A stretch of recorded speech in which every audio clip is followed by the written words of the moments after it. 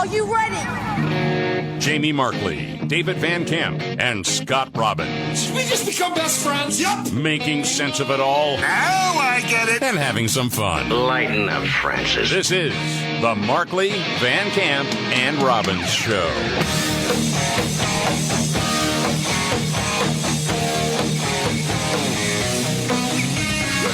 All right, let's do it. It's the Markley, Van Camp, and Robbins Show. I'm Jamie Markley. David Van Camp on vacation. There's Scott Robbins. Yeah. Well, before the big 4th of July weekend, which a lot of people have already kicked off, the Supreme Court making some people on the left very angry. Well, as they said on the news today, fireworks from the Supreme Court. Supreme Court ruled against Joe Biden and the administration on student loan forgiveness. It was another 6-3 decision. They ruled in favor of the states in Department of Education versus Brown that the HEROES Act does not authorize President Joe Biden to implement a student loan debt relief program. That's what he was doing, and under the guise of it's part of the, funding. Yes. From the pandemic. I really want your votes badly. How about I pay off your student loans? Yes. Sotomayor, Ketanji, you know that one. They dissented. Of course. Yeah. I say that because that's how Joey described her. So basically what they're saying is no, there is nothing in the Constitution. You have to go through Congress to get this done. You just can't do it this way.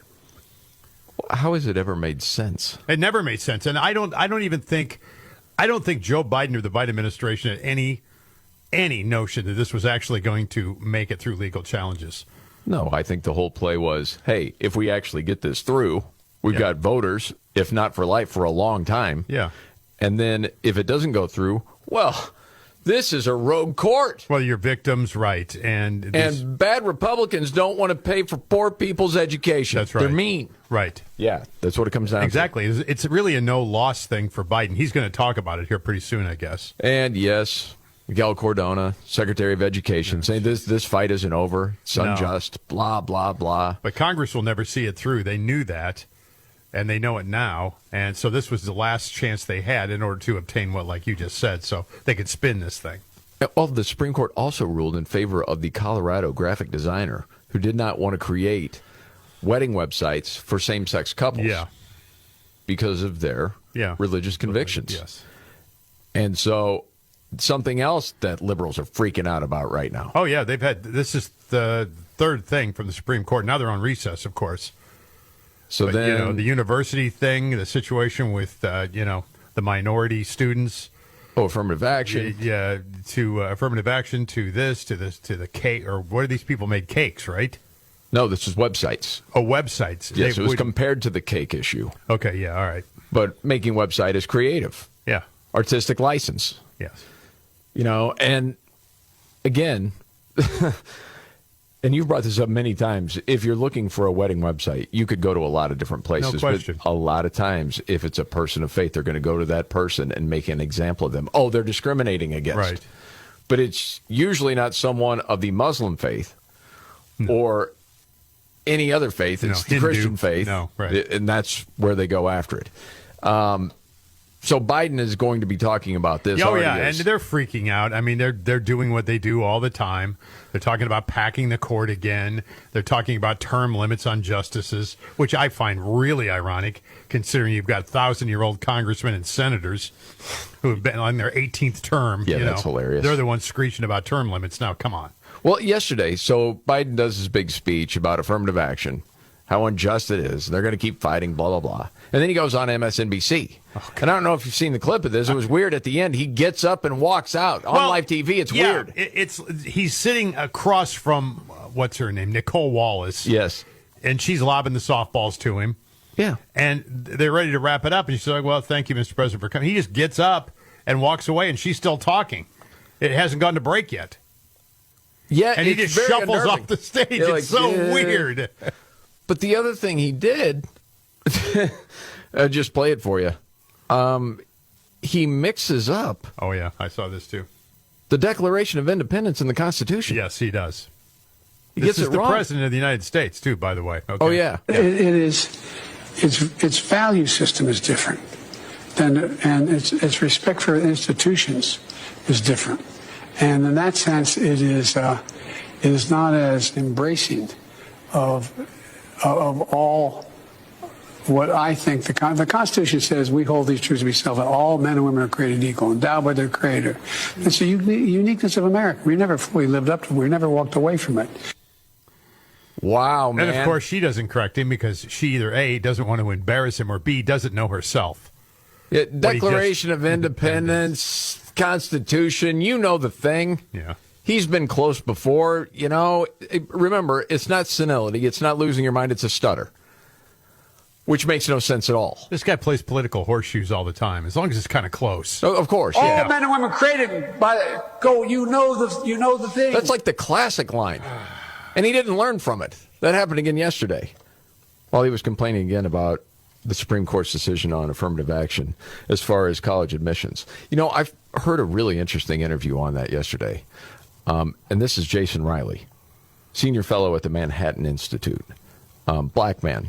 Wrote, what was this book that came out like 9 years ago called Please Stop Helping Us, How Liberals Make It Harder for Blacks to Succeed. Yeah.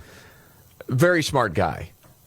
He said the decision yesterday was great for everybody. This is a decision that makes America more just for everyone. No one should be discriminated against, not blacks, not whites, not Asians, not Hispanics. Right. Makes sense. But I thought it was cool when he laid out the case, why affirmative action was hurting blacks. I just want to roll this out and get your reaction, because I don't think you've heard this yet, Scott. Okay. Roll it. There's a study that was submitted in one of the briefs showing that an Asian, your typical Asian male student admitted to Harvard had about a 25% chance of admission. If you keep everything about him the same, all of his credentials, class rank, test scores, and so forth, and simply change his race to black, his chances of admission went up to 95%. Have you heard that Wow, before? never. That's wild, man. Shocking. Yes. Wow. Well, and they were talking about quotas, and they could prove that there was definitely quotas going on at these universities, even though they said there weren't. This was on Megyn Kelly's podcast, and Riley goes on. Wow. Megan. So race was not just a factor or a tipping issue that tipped the scales a little bit. It was the factor, and it was wrong. It was wrong. And when I talk about the harm that these policies were doing, what they're essentially doing are setting up smart kids to fail. These kids minority kids are being funneled into these highly selective schools to make the college catalog look like America, to sort of color code the campus. They're window dressing. Yes. And I'll play another part of this clip, Yeah. but he talked about like in California in the 90s when they did away with affirmative action with college admissions, and the graduation rates for blacks went up because they were in schools where they could succeed. It wasn't the window dressing, just, we have to have our campus look a certain way, Right. which you're setting people up to fail. I'm watching different reaction to this on liberal and mainstream news this morning, the legacy outlets, NBC, CBS, ABC. They never tell this side of the story. Well, no. No. Because it's so slanted. Right. But if you're really trying to inform somebody, you would tell them this side of the story. And when you're a bad fit for a school, you're less likely to graduate and to go on and have a profession and what you prefer. There was a study that was also submitted by the plaintiffs by a Duke professor of economics who did a study of freshmen at Duke, another highly selective school. And he found that black males that were freshmen at Duke, about 76% of them expressed an interest in majoring in economics or one of the STEM fields, which was far higher than among white males. Okay. But only about 35%, less than half, actually ended up obtaining a degree in those fields. Yeah. I read the same thing. Okay. While the fall-off rate among whites was only about 5 percentage points. And he said the entire difference here was the entrance scores of the black students. Duke admitted some black kids who met the credentials of the average kid at the school, and those kids did fine. But Duke also admitted black kids who did not meet the average credentials of everyone else at the school, and those kids struggled. They dropped out. Yes, so they set them up to fail. Yes. And why? So you can feel good about yourself. Right, so say, you're- look at our right. diverse campus. Now, I read the same thing, that a lot of them also go through severe depression. They know why they're there. They know they don't belong there. But they also understand why they're there. And they get into it, and they're in over their heads, and depression sinks in, and they end up dropping out, going home, never going back again to school. And Jason Riley has seen this for a long time. This is why he wrote the book, Please yeah. Stop Helping Us. Yeah.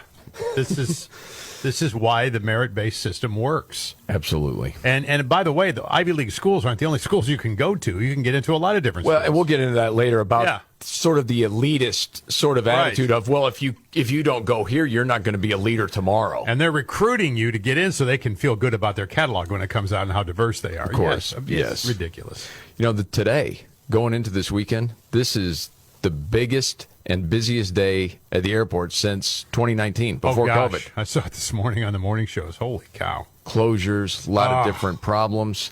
And have you heard about the wheelchair pre-boarding scam? No. But, okay. Get yourself into a wheelchair. Yeah. Guess what? You may just get to the front of the line. Yeah. And you know guys, too, who have done, like, the great seats at the ball game this way. Oh, are you kidding me? Oh, no. I've known people who've done this. Yeah. No. Oh, yeah. How do you sleep at night? I didn't do it. I know that. I'm just saying if you do this, they're doing it at the airport. We'll get to that story and much more coming up right here. The Markley, Van Camp and Robbins Show. Jamie Markley, David Van Camp on vacation. There's Scott Robbins. Okay, CBS News, by the way, had another story about the Biden family corruption scandal. Wow, what's going on over there? We'll get to that. Yeah. Coming up in the next 10 to 15 minutes. It's just wild to me CBS is actually doing this. I'm happy about it. Mm-hmm. Mentioned busiest flying day since 2019, before COVID. And it's been a rough week. Thousands of flights canceled for a number of different reasons. You know, you had the Canadian wildfires, so then the heavy smoke over some cities, and then you've got severe storms in different parts of the country. You've had staffing issues. There's a Wall Street Journal story talking about how United had some issues yesterday and said it had seen meaningful improvement to fix its schedules and match crews with planes.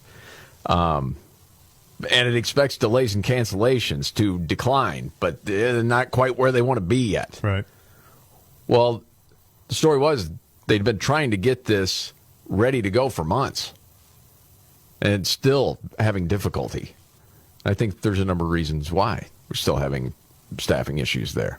But one of the other stories that's getting some attention, and this is from Southwest, is that some people are using this wheelchair pre-boarding scam. Gosh dang. Have you heard about this? No, but I understand completely what they're doing. Okay. So it started with, a person on social media crying foul saying, hey, listen, there's 20 passengers boarding this Southwest flight in a wheelchair, okay, to get good seats. Right. Only 3 need a wheelchair to deplane. Yep. This is ridiculous. So Southwest actually answered the social media post saying, we're sorry for any disappointment, Paul. We work hard to maintain the integrity of the boarding process while providing appropriate accommodations for all who fly. Since many disabilities aren't visible, we're unable to question the validity of pre-boarding requests. So it says, hey, I need a wheelchair, all right? Yeah, I need to see if you really are. Stand up. Well, I can't. Well, let me see whether you can or you can't. I mean, you can't do that, right? There's no way you can do that. You can't. That's what they're saying. How do you test for this? I mean, you can't. Yes, I mean, at some point, you're kind of hoping just the integrity of people. Well, no, you can't do that. But a lot of times you can't. But again, man, I've known dudes who've done this that got better seats at baseball games. Were they friends of yours? No, they were friends of a friend of mine. They did it all the time. They'd go to a Cub game or wherever, and they'd show up with a wheelchair. One of them sitting in a wheelchair, and they'd get that preferential, right behind home plate seating. And of course, you have to have your buddy have a seat too. He's helping you. Oh my goodness! I mean, I'm telling you, man. I mean, I'm not suggesting you do that because I believe in fate, and somehow you're going to really need that one day for what you just did. Yes. Of all the things you got to answer for on Judgment Day, I don't want that one along with the other list. No. Yeah. Well, so after this dude, Paul, posts this, then other social media users started chiming in. This is all in the New York Post, by the way. One user said, I sat next to a wheelchair pusher recently. Asked her how many people do you think legitimately need a wheelchair. Answer, less than half. Most don't even pretend that they have a disability. They just want the perks. And then somebody in Vegas piped in, yeah, it looks like the airport in Vegas. My husband always calls it the wheelchair parade. So the people are doing this all over the place. Yeah. So then, the next day, this dude, Paul, puts another post out there saying, people using wheelchairs might not have needed them. Here, how about some photos? And it was people standing and walking around before plopping back in the wheelchair. God dang it. Yeah. He said 14 people needed it to board, only 6 needed them to deplane. And again, Southwest came back with a response saying, hey, Paul, our pre-boarding policy is in compliance with the ACAA requirements and allows us to provide appropriate accommodations for all who fly with us. Nevertheless, we regret you were disappointed with your experience, and we appreciate you sharing your perspective. In other words, we can't do anything about it. Schemers and scammers, man, I'm telling you. Yeah. Wow. Because the customers who need a wheelchair must identify, quote, themselves as needing wheelchair assistance upon arrival to the airport, at any connection points, and upon arrival to their destination. And that's kind of it. Remember, for a while, it was the comfort animal scam that was going on. Oh, yeah. So you could bring your dog on board. Yeah. You need some sort of documentation, blah, blah, blah. It was very easy to get a hold of. And then it was, comfort squirrel and everything else. That it was all sorts of animals people were using. Well, people take grandma's parking pass and use it when they run to the Walmart so they can park in the handicap spot. Nothing wrong with them. Oh, that's terrible. They just borrow it, and then, they take grandma's and they... Yeah, it's bad. It's insane. By the way, if you are traveling, there was a former hotel manager that was all over online talking about credit card scams. And you've fallen for one or two before. Yeah. So I was thinking, Robbins, just as a public service, probably should roll this out, because she says this is what you want to watch out for. And I want to know if you're going to be honest, Scott. Okay. Could you have fallen for this? Roll it. Number one is if you get a call to your room and they say they're the front desk and they're trying to verify your card number because your payment didn't get through, that is a scam. Immediately hang up. Never happened to me, no. Okay. But if it would have happened, would you have said, oh, okay, well, here it is? I don't know. What time of the morning is it? Well, it's after you check in. See, it's like 5 in the afternoon. Oh. I'd probably say, I'm going to come to the desk and I'll take care of it. Okay. How about this one? Second scam is if you're in your room or you come back and you see that there's a menu that's been slid under your door, be careful, because people are actually scamming guests by having them call the phone number, placing a food order, getting their credit card information, and never delivering the food because they're not at a restaurant. You gotta watch out for that, too. Man. Something, isn't it? Oh, yeah. All right, we'll get to that CBS report about the Biden family corruption scandal and more about affirmative action. Great take straight ahead. All right, the Markley, Van Camp, and Robbins Show. I'm Jamie Markley, the Gen Xer. David Van Camp, the Millennial on vacation. The sexy boomer, Scott Robbins. A lot going on with the Supreme Court. They ruled, okay, you're not going to have to pay for somebody else's student loan. That's good.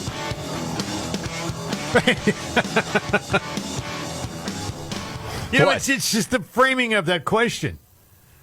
That's what it came down America to. asking Americans to pay for somebody else's loan. I mean, take everything else and push it aside. We've never been asked to pay off somebody's loan other than the government's. Yes. It's like if you borrow it, you pay it back. If you don't pay it back, there are consequences to that. I know. It was like the whole case was, it's just so, yeah, but some people are in so much debt they can't get ahead. Right. And it's like, is that everybody else's fault? I know. It's just, if you want me to say it's a scam, I've been saying that for a long time. It's a scam. Oh, absolutely it is.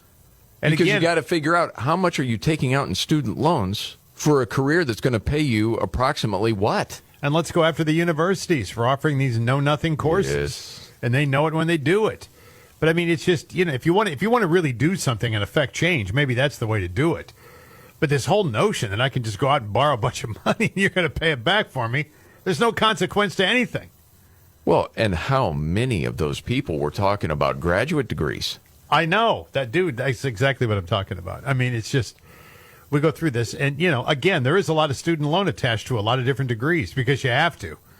If you want a master's, you want a doctorate, I mean, there are certain things you got to do. Yes, I mean, it's going to cost you some money. But it's an investment. I don't think a lot of those people were expecting to get paid back on it, to be honest. But if you have some, what was it Van Camp always said? LGBTQ basket weaving degree in something. Right. Well, that's not going to pay much money. Why do I have to pay your $80,000 in debt? No. Doesn't make sense. So the Supreme Court ruled on that. I guarantee you, if tuition were priced at what the amount, the degree you would receive every year, oh yeah, if it had different pricing like that, it'd be a whole different world. Yeah, I mean, as far as who would actually go into those fields and gets right, or need student debt to do it. I mean, who knows? And the Supreme Court also ruled in favor of the Colorado graphic designer. Yeah. Who is Christian, that didn't want to create wedding websites for same-sex couples. Mm-hmm. It was a religious freedom issue. And the Supreme Court ruled in favor of that person. Again, so the people on the left are really angry, especially then after yesterday with the Supreme Court striking down affirmative action for college admissions. And there's been a lot of talk about that. And by the way, I mentioned about that CBS story with the Biden family corruption. I'll get to that in a second. But I wanted to play you this clip. Heather McDonald, Manhattan Institute, written a lot of books. She's a very smart lady. She was on Megyn Kelly's podcast also yesterday talking about this entire case. And man, she had some really good points. And how would I say it? It's best if I just play it. Okay? All right. And I want to get your reaction to it. This is just her talking about the decision. If Harvard admitted students based on academic skills alone, there would be less than 1% black students at Harvard. That's because the skills gap is so great.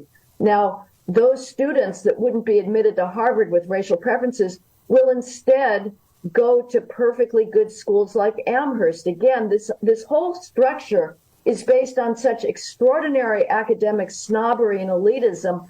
I'm amazed that so-called second-tier colleges put up with it, because Harvard is basically saying, unless black students come here, their fate in life is sealed. They are doomed. By the way, do you ever hear that take anywhere? No. It makes a lot of sense. And the other part is she's just talking about percentages. There are people that take great offense to that. You've got to be able to speak what the truth is. And you'll understand as you hear more of what she has to say. You know, they have no possibility of succeeding. UC Berkeley said that when the voters in California voted to ban racial preferences, the chancellor said, well, where will we get the leaders of tomorrow if they can't go to Berkeley? Well, they will go to the University of California at Riverside or Santa Cruz or Irvine, and they will get perfectly good educations. Again, Megyn, I'm repeating myself. This does not prevent any black student from getting a college education. And that's exactly what you're hearing with legacy media. You're going to prevent all these people from going to college. Mm-hmm. You don't want these people to go to college. That is not the case. That's flat out lying to people. I hate that. Heather McDonald goes on to say, if Harvard really did care about black people, black students. If Harvard really wanted to say we'll be colorblind, but we still want 10% black student body, what it should have said is, let's work on closing the academic skills gap. Let's change the academic culture within too many inner city black families that spurns academic achievement rather than studies relentlessly in order to academically succeed. Uh-oh. Yep. Yep. How dare you get to the root of a problem? You know what Asian American families do in general? They put academics way up as far as a value. I mean, we've seen this in numerous studies, interviews, everything over the years. There's no doubt about it. And if you have that kind of work ethic, why do you want to keep those kids out of schools? It just doesn't make sense. Well, and we run into the same problems in business and other things, too, where the Biden administration. Oh, yeah. You know, I mean, look no further than the Biden administration. Oh, goodness, yes. I mean, you know, he didn't hire on merit? based on merit. It's not what he did. He checked off boxes. Yes. And that's how you got Pete Buttigieg. That's how you got the... Karine Jean-Pierre. Mellencamp, yeah. And the vice president. And you got the vice president. Same thing, man. Everybody that's knows it, too. I've always said, if you want to know how things work or should work, look at professional sports. It's Look true. at professional sports. It's a great point. Who gets those jobs in professional sports? It's a the best. meritocracy. The best do. Yes. 100% of the time. The NBA, MLB, NFL don't care what color your skin is. They don't care what religion you are. They don't care about anything other than can you play or can't you play. Yes, and it didn't used to be that way. But there were changes made and corrections made, and some people don't even want to recognize that. But in the effort to win more games. Of course. I mean, selfishly almost, you had to change, right? Well, yes, if you you wanted saw to what compete. was going on, you wanted to compete, so you did. But it was, can you imagine if you had an NBA team that went, it needs to be 25% white? So, or good luck. in the Major League Baseball, it has to be X number of Hispanics, whatever. I don't know. That you could still probably compete pretty well. Well, absolutely, but you get the best of the best. I understand what you're saying. You don't try to fill. Hey, you guy up here, come on, you can play. Exactly. All right, to CBS and the Hunter Biden and Biden family corruption scandal.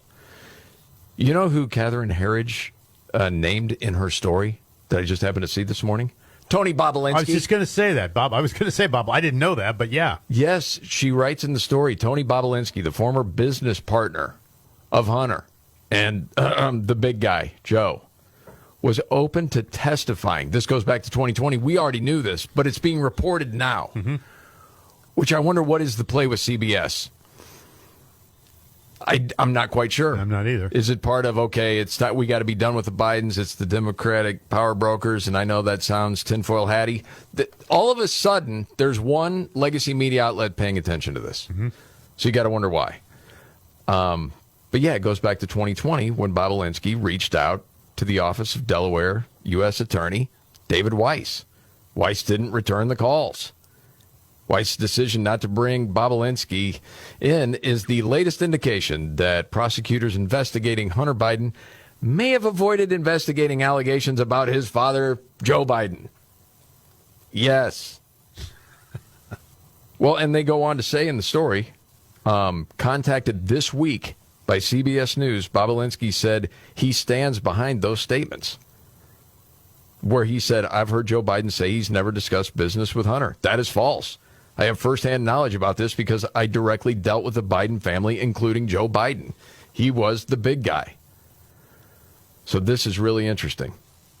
And then it goes on in the story to talk about the IRS whistleblower, Gary Shapley, and getting into the July 2017 WhatsApp message from Hunter Biden to Chinese businessman Henry Zhao about an outstanding payment. I know you talked about this the other day, Scott. Yeah. But I mean, just to go over that again. Yeah. I am sitting here, this is from Hunter. I am sitting here with my father, and we would like to understand why the commitment made has not been fulfilled. Tell the director that I would like to resolve this now before it gets out of hand. And now means tonight. Little gangsterish. And Z, if I get a call or text from anyone involved in this other than you, Zhang, or the chairman, I will make certain that between the man sitting next to me, Joe, and every person he knows and my ability to forever hold a grudge, that you will regret not following my direction. I am sitting here waiting for the call with my father. This story's not going to go away. I don't think. It's not going to go away. But it is interesting how he never got a call. Nobody even bothered. Because they were covering for Joe. I mean, it's clear to a lot of us, but that's exactly what's going on. More on that a little bit later. It's that time of the show. We got to go around. Well, it's just two of us today without David. But I was just going to say it with David. It's just back and forth on the table, not around the table. Story that you saw may not be the biggest story of the day, but it caught your attention. What's your story, Scott? Well, I have several to choose from this morning, so it's kind of difficult for me. But an Alabama mother and son are left shocked after his lemonade stand was reported to the state labor department. Alabama, 8-year-old kid set his sights on Disney World and decided to open up a little lemonade stand to help his family pay for it. Okay. Cam is the kid's name, and his mother, Crystal Johnson, were contacted by the Alabama Labor Department over a complaint that the lemonade stand violated child labor laws. Oh, my Come on, man! Needless to say, I was shocked and saddened by the fact that anyone found wrong with what I was trying to do. I was trying to do a good thing, give back to my community, and find out that someone instituted that. I was trying to do that breaks my heart. 8-year-old Cam said he started a lemonade stand as a way to make money so he could go to freaking Disney World. I tried to ask my mom, can I go again? And she said, well, honey, we don't have the money. He said, so I thought I'd put this thing up, and there you go. They shut him down. Unbelievable. Child labor law. I was just talking with some friends of mine the other day about working as a kid Yeah. on my grandfather's farm. Oh, yeah.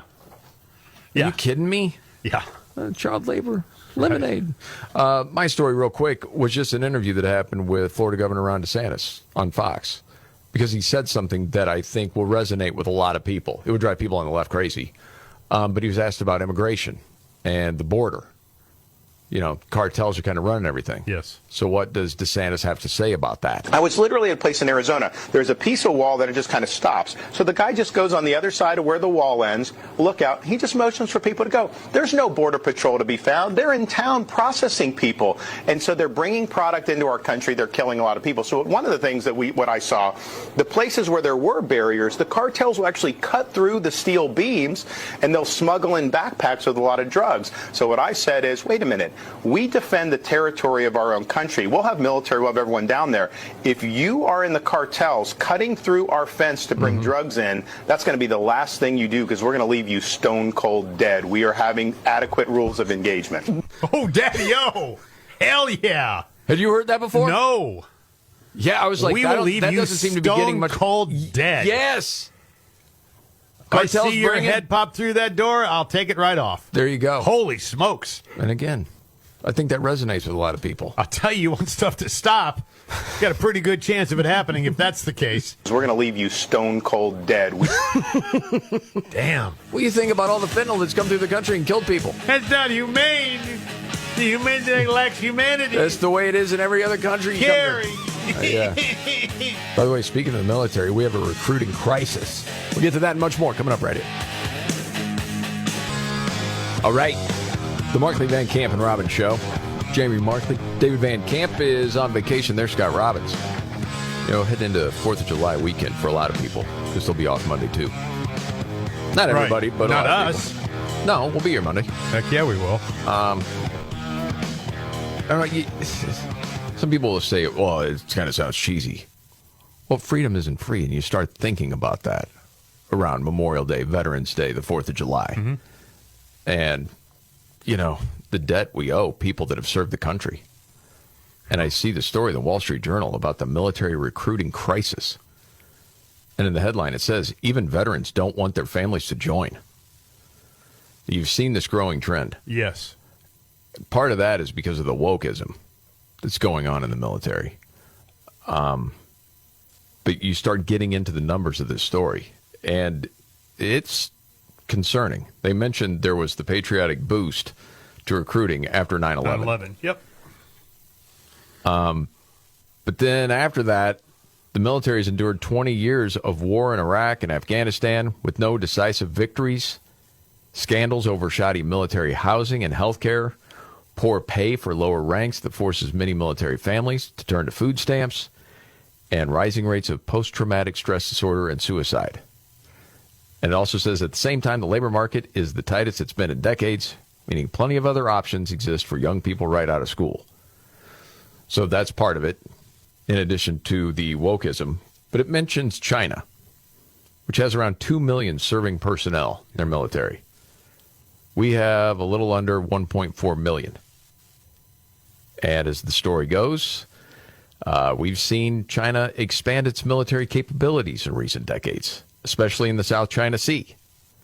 The most immediate threat is a possible conflict with China over Taiwan, which you talked about several times, Scott, which would require a rapid and sustained response from all parts of the United States Armed Forces. One Defense Department official said, I've been studying the recruiting market for about 15 years, and we've never seen a condition quite like this. Well, also, there's been such a huge lack of patriotism, in this country. A lot of kids are taught to hate the country. They hate the country. They want no part of it. No. They don't understand what it takes to maintain what we have. No. and they don't care. The Army in 2022 had its toughest recruiting year since the advent of the all-volunteer military in 1973. Missed its goal 25%. Jeez. Navy expects to fall short by as many as 10,000. So, yeah, all concerning. Yeah, really much. It is. Yeah. I would guess a Trump or DeSantis presidency would cure a good portion of that. Oh, yeah, absolutely. Might sound simplistic, but I really believe that to be true. This is the Markley, Van Camp, and Robbins Show. Are you ready? Jamie Markley, David Van Camp, and Scott Robbins. We just become best friends. Yep. Making sense of it all. Now I get it. And having some fun. Lighten up, Francis. This is the Markley, Van Camp, and Robbins Show.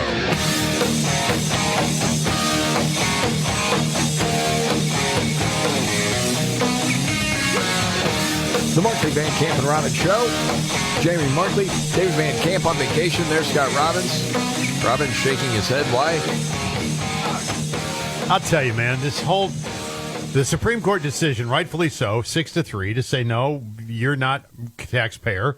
You're not on the hook for paying other people's debts, particularly student debts. Remember, that was a big Biden campaign promise. Was. I like the way Daily Wire had the start of their story. In a stinging defeat for the Biden administration. Well, it is. Supreme Court ruled Friday that the COVID-era HEROES Act did not give the White House authority to unilaterally forgive federally subsidized student loans. Yes.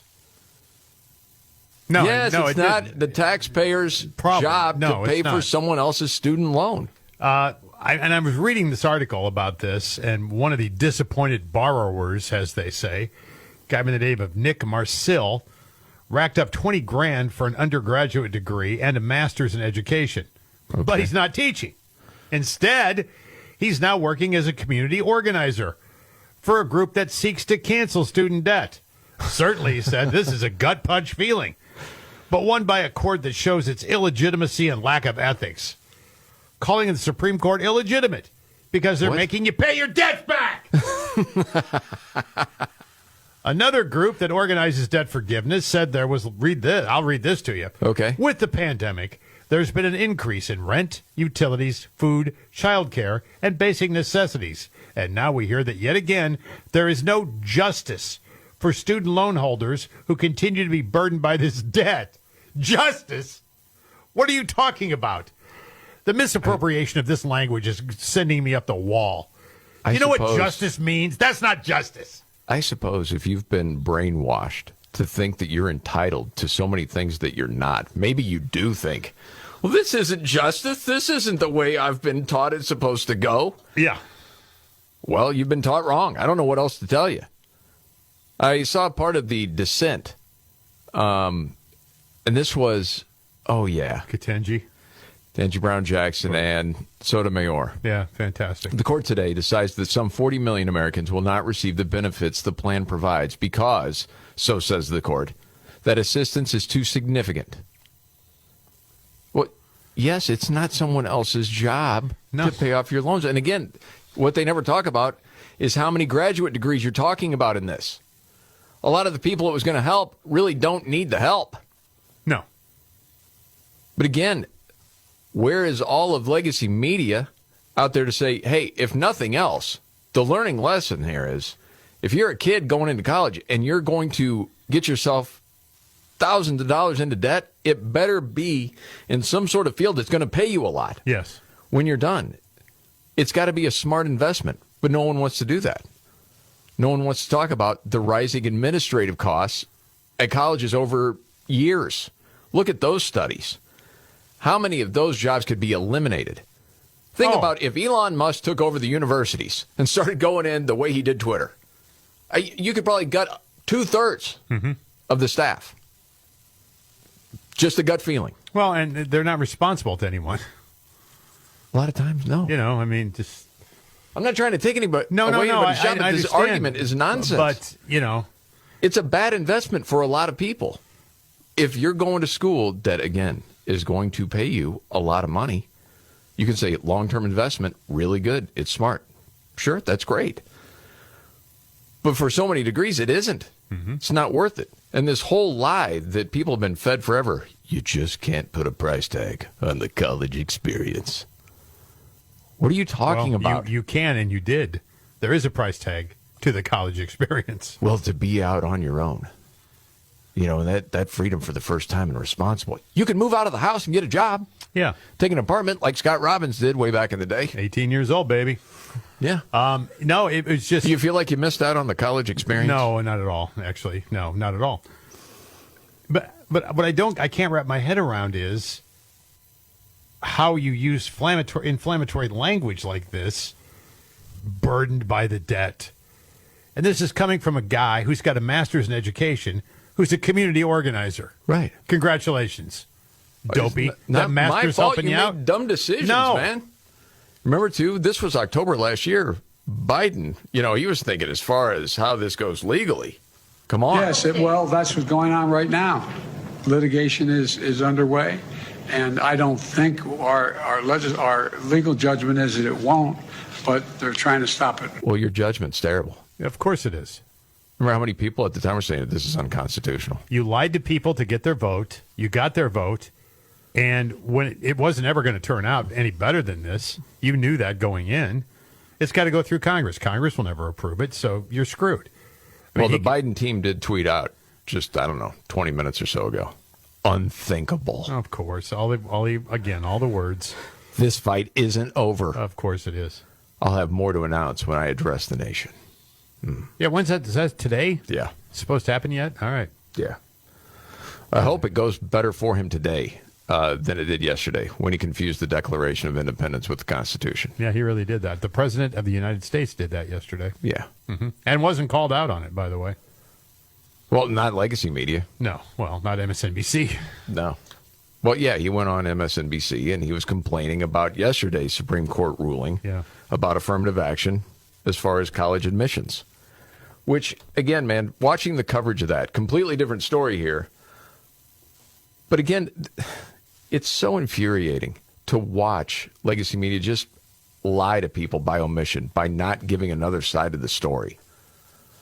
As far as they're putting on people saying, we're going backwards as far as minorities in America and giving them a chance. And now there's going to be so many, black students that won't have a chance to go to college. That's nonsense.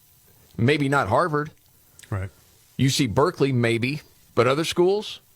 Yes, and I mentioned Megyn Kelly's podcast yesterday. She had Jason Riley on, Manhattan Institute, and wrote a great book 9 years ago called, Please Stop Helping Us, How Liberals Make It Harder for Blacks to Succeed.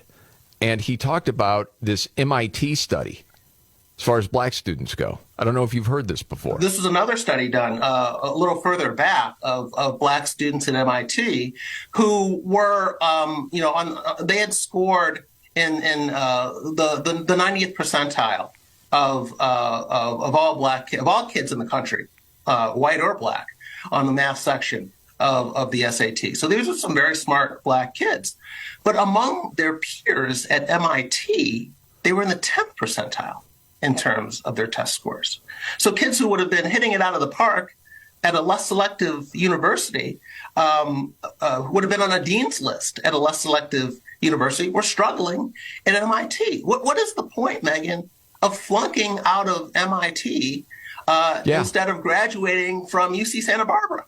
I mean, what are we trying to do here? And yet this is what these policies are doing. They were setting up kids to fail, and good riddance to them. Good riddance to them. Yeah, because in the end, you wonder, well, what's it all about? I thought you were trying to help people. Right. You really are setting them up to fail. Is that for rich white liberals to feel better about themselves? Mm-hmm. Oh, we have diversity. Aren't we great? Right. No, you're hurting people. And I didn't see the thing you saw, Scott, about the mental health issue with flunking out of school. Yeah, well, they dealt with that because you're in over your head when you get there. You know why you're there, and you already are like, gosh, I don't belong here. But you know why you're there, and then you can't keep up with the classes, and your mental health suffers because you're flunking out of school, and you end up eventually dropping out and never returning to a college of any kind because the situation has been immensely tough for you to deal with. Wow. I mean, yeah, these are all true things, but, again, in the brochure, you can cite the percentages, which makes you look really good. Oh, yeah. They don't care about those students, no. No, I don't believe it for a second. No. Update to a story. We mentioned it yesterday. And what I'm more interested in, as far as the actual story, is actually your response to it, Scott. All right. That Madonna was near death. She supposed to have had a big tour this summer, but she was near death and was in the hospital, ICU, hooked up to a ventilator. That's what I heard. And you suggested that you thought maybe it was just to get attention for this tour. Well, it's not like she's never done anything to gain attention and draw it to herself, you know? I mean, and you're 63 years old. It's a little tougher to take your top off, you know? Wow. Well, the update is she's still bedridden. That's what I hear. Fighting off bacterial infection, vomiting uncontrollably. Yeah. I mean, I wish her well. If this all is what they say it is, then I wish her well. I don't want anybody to be sick or hurting. Yeah.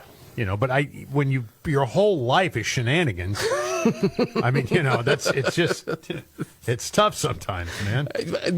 We've become so cynical. I know. It's like when a player says, "I've never taken performance-enhancing drugs," what are you thinking? Right. You're a liar. When Madonna says, "Oh, I'm so sick," you're like, okay. Yeah, so, yeah, I think we all understand that. Okay, much more to get to. People flying are not happy with the FAA right now. We'll get to that and much more coming up. The Markley, Van Camp and Robbins Show. Jamie Markley, David Van Camp on vacation. There's Scott Robbins. Okay. Well, we got a Hunter Biden update coming up in a bit. Want to get to that. Just some passengers around the country not happy with the FAA. Something they had tweeted out. Well, yeah, I imagine they're not. The FAA tweeted out, and it looks like the Jeopardy board. Jeopardy, sorry, Wheel of Fortune. Yeah, Wheel of Fortune. Solved the puzzle. Right. And it was easy to solve. It would be unruly passengers. Okay. And the tweet says, "There's nothing puzzling about bad behavior on a flight. It doesn't fly and can cost you big cash or jail time."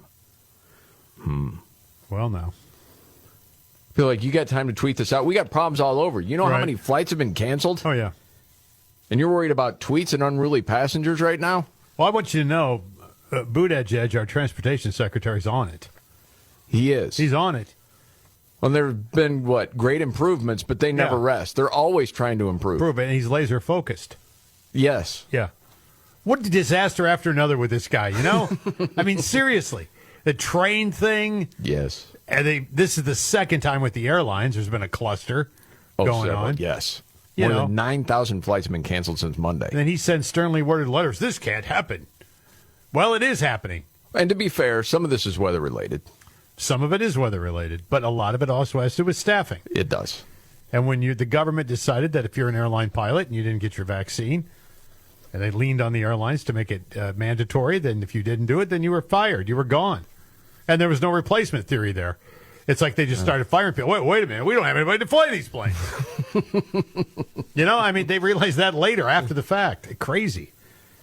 Yeah, it is pretty crazy. But another Biden cabinet disaster. One after another after another. Yes. All right, we'll get to that Hunter thing in a minute. Also, another update in the saga with Anheuser-Busch and Dylan Mulvaney. Yeah. So the update yesterday was Dylan Mulvaney was saying, "I'm breaking the silence. I can't believe Anheuser-Busch didn't support me more." Yeah. After, look the what stock I did price for has them. gone down. Yeah. And the sales are in the tank. What are the latest numbers? It was crazy. Yes. Oh, my goodness. And they're offering a special 4th of July offer. Did you hear about that? Free beer again? It's basically, yes. Yeah. Giving away beer over the holiday. A $15 rebate on a purchase of up to $15. Yeah. It's free beer. I remember joking about that at week 1 or 2 of this entire debacle. Yeah. They're going to have to give it away free. And they are. And still nobody wants it. That's really something, man. From, what was it, June of last year?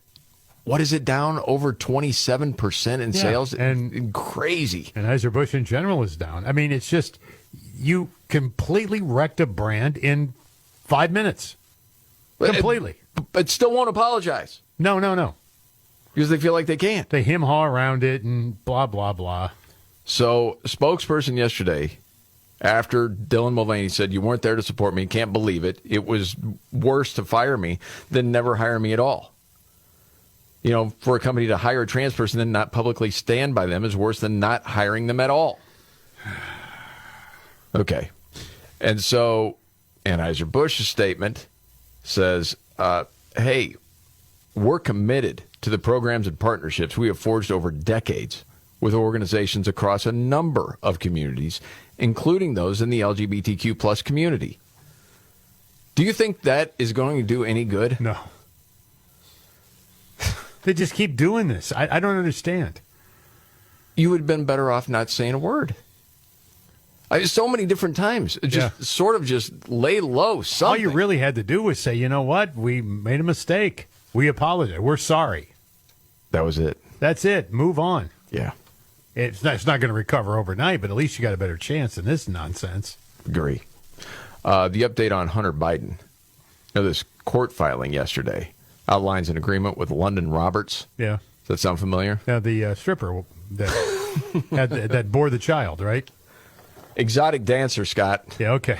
Okay. But Hunter's at daughter. A gentleman's club. She became, not just some strip play. Gentleman's club. They only allowed gentlemen in. Right? Anyway. Well, Hunter had requested that his $20,000 a month child support payments be lowered. We'll continue to provide money as part of the settlement. But he's also going to give some of his paintings to the daughter in this paternity settlement. For what? I saw this. I'm like, really? Yeah, because, the reason people paid stupid money for those things is because his dad is Joe Biden. Yes, of course. Not the estranged granddaughter. What influence does she have over Joe? Well, I don't know if when they go to sell them, Yeah. if they think they're going to get influence or it's actually going to be the daughter saying, hey, I want to sell these paintings, because if that's the case, you're not going to get a nickel. Of course not. I didn't understand that one. If I'm the attorney, I don't go for that one. They must know something we don't know in this. Yeah. But it was made clear that Hunter agreed to assign the child a number of his paintings for a period of time, quote, which shall vary in size with a minimum size of 24 by 24. Yeah, so. That could be a little tiny. It could be. Wow. The child shall select a painting which shall either be sent to the child or sent to a gallery designated by London Roberts. A gallery. The net proceeds of any sales of paintings shall be wired to an account designated by London Roberts. Wow. 2 feet by 2 feet. Did you see him? Yeah, of course. Was there anything special to your artistic eye? I don't know art like that. No. There's nothing special about this guy at all. Worth $500,000? It's crazy, man. Of course this is the Markley, Van Camp, and Robbins show. Okay, biggest story today, Scott. Well, it's got to be the Supreme Court decisions. There were a couple of them. Yeah. One involving student loans, the other involving a website that will not host same-sex announcements, I guess. Designed for them. Or designed for them. Yes. And that was struck down, too. That was in Colorado. That's where that thing started. Yes. You never hear this with a Muslim web designer. No. Or Sikhs or, any other religion. No, of course not. No, it's the Christian ones that a lot of times get targeted. Well, and they target them. They know damn good well they're not going to, so they say no, and then they file the lawsuit. But, boy, the left freaking out. Rogue court! Oh, yeah, I know. Yeah, some of the reaction it's hilarious to the Supreme Court decisions we will get to, and much more coming up right here. All right. The Markley, Van Camp, and Robbins show. I'm Jamie Markley. David Van Camp on vacation. There's Scott Robbins. Okay, big story today. Supreme Court strikes down Joe Biden's student loan bailout. Yes, sir. It's not happening. Boy, that's several in a row from the Supreme Court. That's three. That's three in a right bang, bang, bang. And now they're on recess this summer. Gone. Yeah. There'll be no more rulings this summer. Well, we can play the reruns over and over again. The whole attempt to forgive student loan debt through the HEROES Act. A lot of legal experts said you can't. That's unconstitutional. Well, that was the COVID thing. Yes. Yeah. And so, yeah, there are a lot of people that have student loan debt, and it can be crippling. But again, and it's not to be insensitive, whose fault is that? Not I don't mine. know what you I went didn't into. do it. Yeah. So the taxpayer, the person that went into the trades out of high school, their tax dollars should pay for your student loan debt? Yeah. Doesn't make any sense. How is that fair? Was as far as the message you were just telling me off air right before we came back on, is that private or is that for public? No, it was sent to us on the show. We were talking about this. We've been talking about it all morning. But one of our listeners shared a story that his daughter and his son-in-law both took out like $70,000 collectively in student loan debt that they have. They got married, got jobs, and the jobs collectively between the two of them don't pay more than $80,000. Oh, buddy. And now they're saying, boy, sure wish we hadn't have done that. Yeah. You know, and again, I mean, I take nothing away from higher education. I'm a proponent of higher education. I believe in it.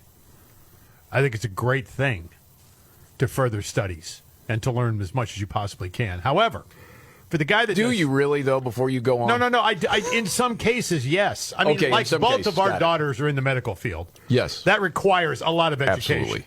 And it should. That's always makes sense. Because you're going to be doing something that very few people can do, and you got to be really good at it. You can't screw that one up, right? Agree. Yeah, so there's something to be said for that, and other fields too, where you need maybe further education in order to succeed wildly, right? Yes. But for every guy like that, you and I, because we're both Midwestern guys, come from blue-collar backgrounds, but we have friends of ours who are making a pile of money being electricians or body men or roofers or construction guys or whatever. Yeah.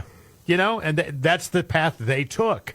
Now, why should I ask this guy who went to a trade school to learn how to be an electrician to pay for that kid who came out with this worthless degree and is $50,000 in debt? Yeah, some liberal There's arts nothing degree. equitable about that. There's nothing equitable about that. There's nothing fair about that.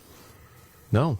I mean, you know, we talk about fairness and equality and all this other nonsense all the time, except when it comes to this. And I'm somehow supposed to believe that I'm heartless and I'm ruthless if I don't agree to it. No, again. I'm not. And I've brought it up before. David's brought it up before. Yeah. No, you have. A lot of these universities, big-time universities, have a lot of cash. Tons in the endowments, yes. Why are you not going after them? Hey, these people are suffering. They got a degree from your school. Their Right. job right now doesn't pay jack. Go there. Not the person that went into the trades. Yes. Or anybody else. No, but for that guy who, you know, who maybe didn't come from the type of background that even afforded him a college loan.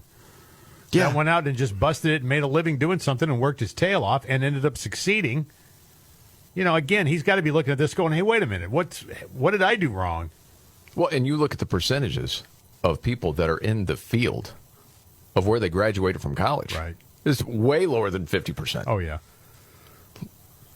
So it just doesn't make sense to a lot of people. No. And again, in some cases, it's a great thing, but it's not for everybody. No, it's not. And it's not up to anybody else to pay for someone else's student loan debt. No, it's not. So I was glad to see that. And then you had yesterday the big controversy with as far as college admissions and affirmative action. And again, the way legacy media treats that story, it's the sob story, and they'll bring individuals on, well, this is really going to affect my family. Now they're going to not get into college. Well, they never follow up to say, not going to get into what college? Yeah. Are you talking about Harvard? Are you talking about somewhere else? Because the lawsuit was Harvard And North Carolina. Yeah. But it's so frustrating because, as many people have pointed out, hey, wait a second. In a lot of cases, this was hurting blacks. It wasn't just hurting Asian Americans, keeping them out of Harvard because, well, we just got too many of you people, too smart. Right. We got to have diversity here. Right. But then you were putting minority students in there that really, as far as the skills involved to get through these classes, it wasn't there. And they knew it and didn't care. And then you got kids flunking out where they would have been successful at another university. Yeah. But you don't hear that part of the story. Nope. Really interesting. We played some different clips today from Jason Riley and Heather McDonald, both from the Manhattan Institute. This is Heather McDonald. She was on Megyn Kelly's podcast with another angle on this Supreme Court decision. Let's see what you think of this. Well, race is as irrelevant to a medical lab trying to solve cancer or Alzheimer's disease as it is to getting into a college. The preferences never end. we point to Sotomayor and say, well, you see, preferences worked. Well, no, they didn't necessarily, because who says she wasn't the beneficiary of preferences throughout her post-law school career? In fact, she probably was. So we are now deliberately engineering mediocrity, if not outright negligence and malfeasance. We are putting our scientific competitive edge at risk by racial preferences throughout our society, and especially in the STEM fields. Yeah. And the thing is, we're getting further behind in a number of different areas as a country, so we can feel better about ourselves. Right. By setting minorities up to fail in some instances, it doesn't make sense. Well, you don't deal with the consequences. I mean, that's always been the thing, right? I mean, you advocate for stuff and you walk away from it. You throw the grenade under the table and just walk away. I mean, you don't have to deal with the consequences of it because you did the right thing. You feel better about yourself. You don't care about what happens after that. You don't care. The thing is, you have politicians are going to lie. And the media is I've said it 100 times, man, that they just lie to people every day and they don't tell the whole story. And so you have different people, coming away from a report on NBC going, it's really terrible because these Supreme Court justices, they're just not very nice to black people. No. Are you kidding me? Right, I know. Oh, my goodness. Well, then you had, which I thought was funny. I mean, Elizabeth Warren, of all people. I mean, naturally, she's inflamed by this. She was outraged by it. I know she was. She lied about her heritage. There's a reason she's called Pocahontas. Entry into colleges and other opportunities. The door was opened because of that. This is crazy. It's like they just forget about their past. Man, oh man. This is another story, man. I saw this out of the Wall Street Journal. Totally different topic. Here was the headline. Magic mushrooms, LSD, ketamine, the drugs that power Silicon Valley. Wow. How many entrepreneurs and workers in Silicon Valley take these drugs, man? It's just crazy how many psychedelics are out there. Who was it you were telling me about yesterday allowed their kids to take psychedelics? Oh, it was, Will Smith. Will Smith, his mom, apparently, Will Smith's daughter's, Willow or whatever her name is. I can't think of what her name is. Anyway, she said that her mom introduced them to the psychedelics. She's a piece of work, man. Oh, buddy. Yes, routine drug use has But you better keep her out of your mouth. Keep her name out of your mouth. That's right. Will Smith. Yes. Keep her name out of your mouth. Got that right. Routine drug use has moved from an after-hours activity squarely into corporate culture, leaving boards and business leaders to wrestle with their responsibilities for a workforce that frequently uses. Wow. Jeez. Tech execs and employees who see psychedelics and similar substances, among them ketamine, LSD, as gateways to business breakthroughs. Open your mind, bro. See the possibilities. Absolutely. Yes. So Carl Goldfield, a former sales and marketing consultant in San Francisco, who, according to the story, informally counsels friends and colleagues across the tech world on calibrating the right small dose for maximum mindfulness. So there are millions of people microdosing psychedelics right now. It is the fastest path to opening your mind up and clearly seeing for yourself what's going on. Jeez. So what's your reaction to that? Well, I'm a little stunned by that. Yeah, because you just don't think of it in that way of business people. No. I mean, if you're writing a rock opera or something, maybe. Yeah. Well, and it mentions Elon Musk, people that had witnessed him using ketamine and others with direct knowledge of his use. And then, other tech leaders saying, yes, this is, it's a mind opener, blah, blah, blah. Musk did say he believed ketamine is a better way to deal with depression compared to more widely prescribed antidepressants that are, he said, zombifying people. Well, they are doing that, yes, but I can't speak to the psychedelics. I think drug-free and a clear mind is probably the way to go. Yeah. I don't know what this called an old-fashioned. I've heard about this ketamine. It's not. Is it legal? Depends. Okay. Well, it said the movement isn't a medical experiment or a related investment opportunity, but a practice that has become, for many, a routine part of doing business. It comes with risks of dependence and abuse. Mm-hmm. Most of the drugs are illegal, not all, but most. And remember that guy, the founder of Cash App, that was killed back in April? Yeah. Bob Lee? Yes. So before he was killed, he was part of this underground party scene known as the Lifestyle. I remember talking about that sometime after his death, where the use of psychedelics was common. Lee had ingested drugs, including ketamine, before his death. That's what the autopsy showed. But there, sometimes, you think, well, we're all just kind of the same, right? Yeah. Maybe to a degree, but at the same time, there's a whole other world out there, man. That you have no idea what that's even like. So, just thought that was interesting. Another story out there. The guy that played Dwight on The Office. Oh, I saw this, yeah. He's a person of faith. I didn't know that, by the way. He talks about what it's like in Hollywood as a person of faith. Oof. Nothing easy about that, no. Yeah. No, I don't think anybody looks at him as cool because of it. That's for sure. We will get to that. And a news update. Straight ahead right here.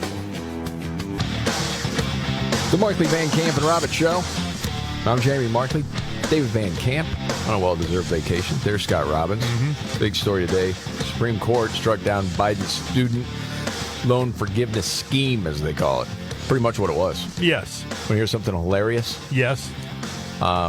In the decision, the Chief Justice actually used a statement made by Nancy Pelosi to bolster his point. And I remember this. This goes back to July of 2021.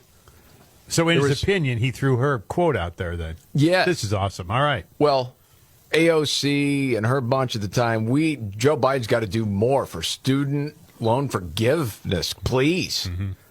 And this is what Pelosi said at the time. Again, that was used today. I don't even like to call it forgiveness because that implies a transgression. It's not to be forgiven. Just freeing people from those obligations. The president can't do it. So that's not even a discussion. Not everybody realizes that. But even take it on top of that, suppose your family was not, your child just decided they want to, at this time, not want to go to college, but you're paying taxes to forgive somebody else's obligations. You may not be happy about that. Holy smokes. See, a lot of these liberals, it's not like it happened in 20 minutes where they completely lost their mind. It's a little bit more every year. Yes. And you can see what's happened in 2 years. I mean, you can tell. Well, that's awfully damning, isn't it? Yes. He sounds like a conservative right there.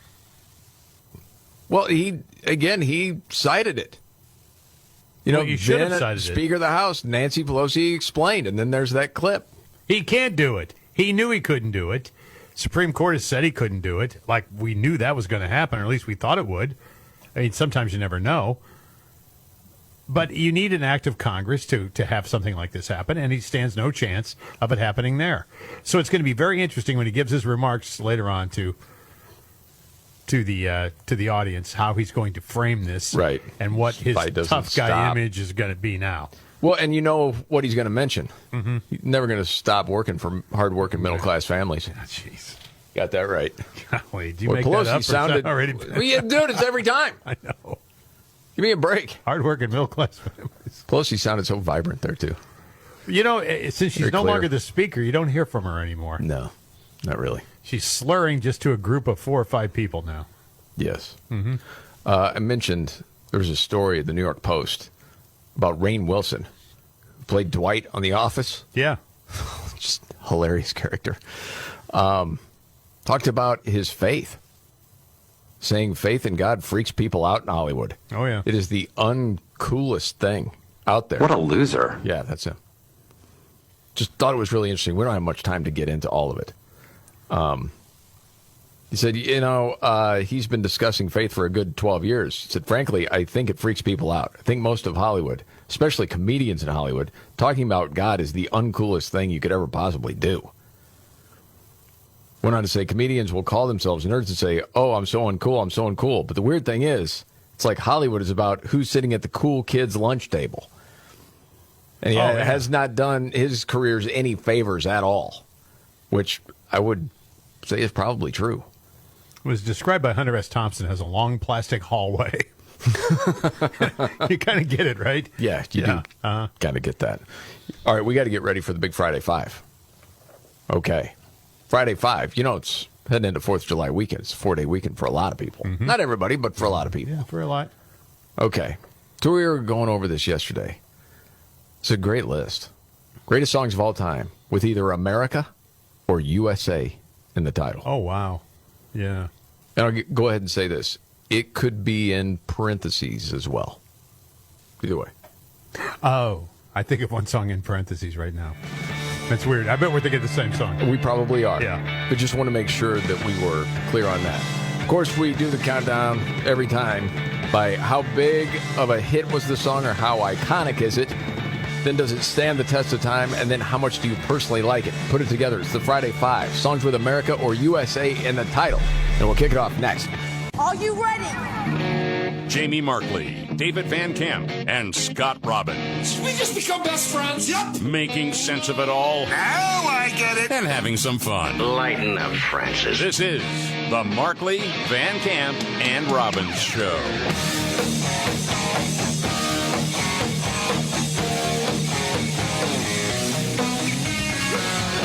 The Markley, Van Camp, and Robbins Show. Jamie Markley, David Van Camp on vacation. There's Scott Robbins. Friday. You know what that means this time of the show. It's our countdown we do every week. Yes, sir. Friday 5, and it starts like this.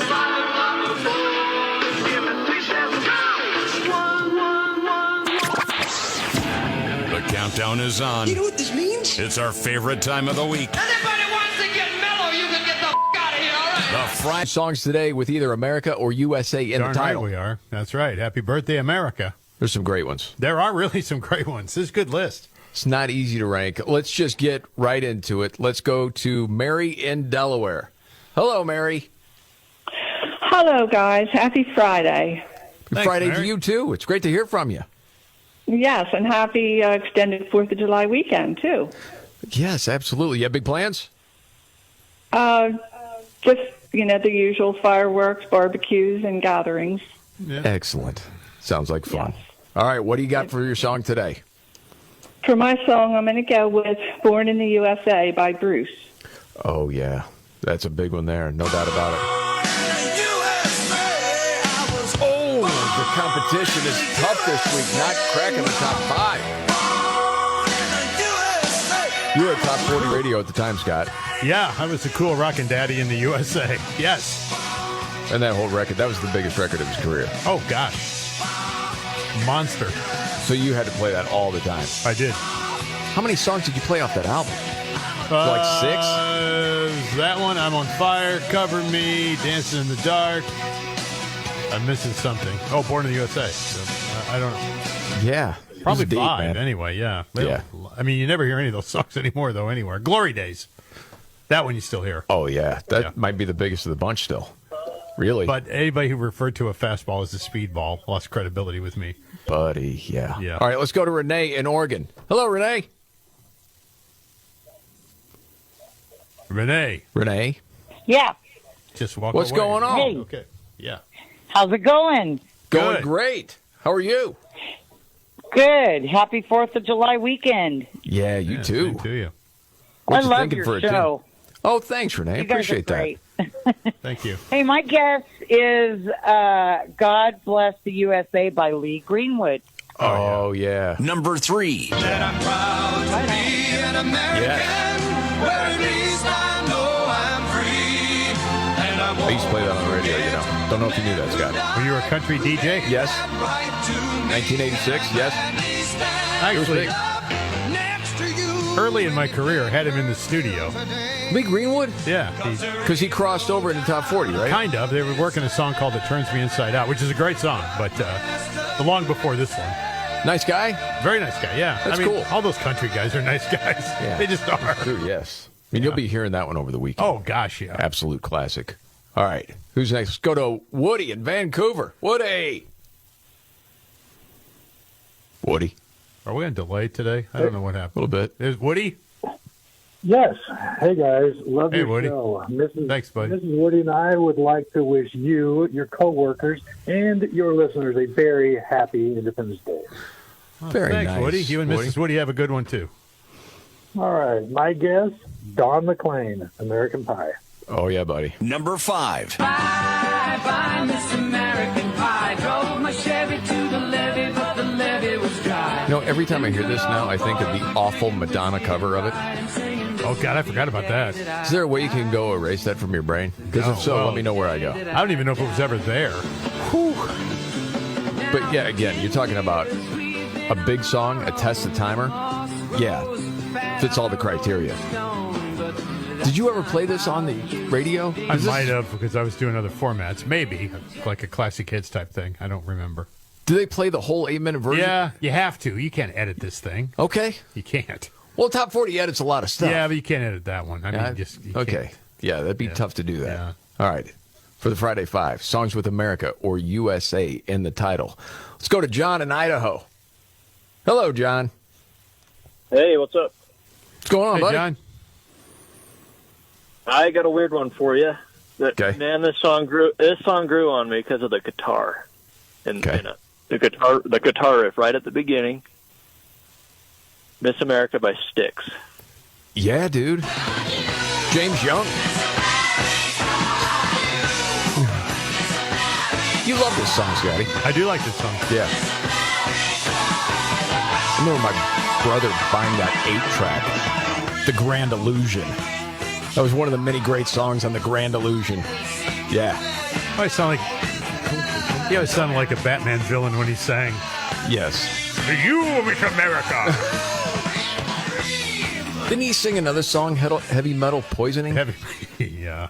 With that same sort of delivery? Yeah. Yeah. What the devil's going on? It's good. Yeah. We have CD in Virginia. CD. Yo, you guys are great. Thanks for another adequate week. That's great, man. Yes. Yes. Hey, Appreciate below it. average Joe, I call him BAG. Do you see the picture of him trying to plug his vent in and looking for a longer extension cord? Haven't seen it yet. Seen that. Oh, well, he's still looking for the outlet. But anyway, I gotta go with Neil Diamond and America, and God bless America. Yeah. Thanks, bro. Appreciate that. Okay. Are you cynical when it comes to this song, Scott? Or I do you like dig this it? song. I do too, man.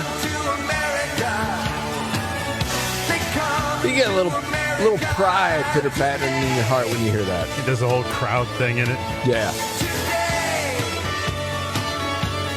Yeah, man, I listened to a lot of Neil Diamond records growing up. My grandma was a big Neil Diamond fan. I just remembered that. She loved that movie, Jazz Singer. That was a big deal at the time. I saw him live in concert. How was it?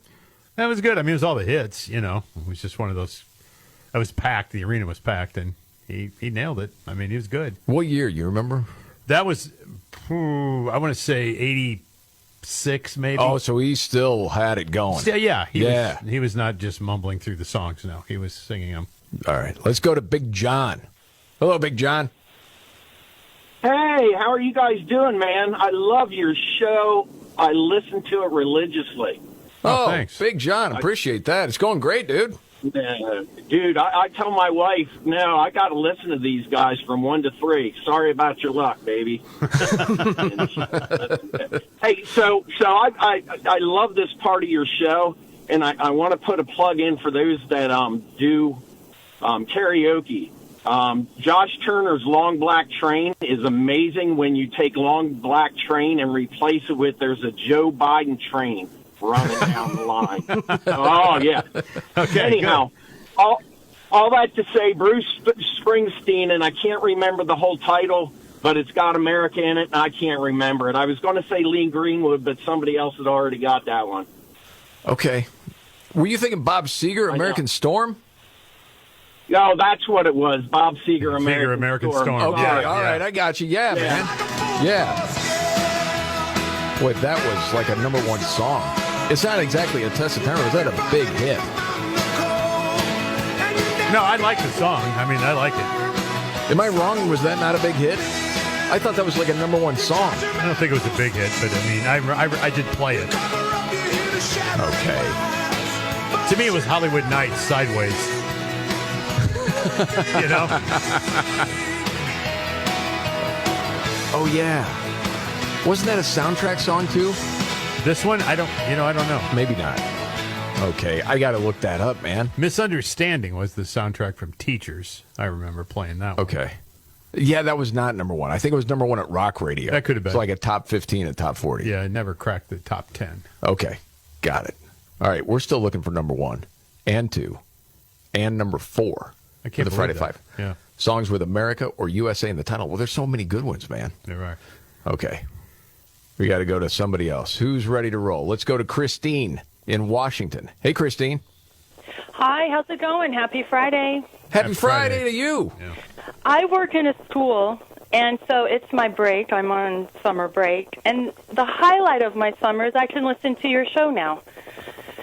Oh, cool. Thanks. Yeah, anyway, my suggestion is courtesy of the Red, White, and Blue, The Angry American by Toby Keith.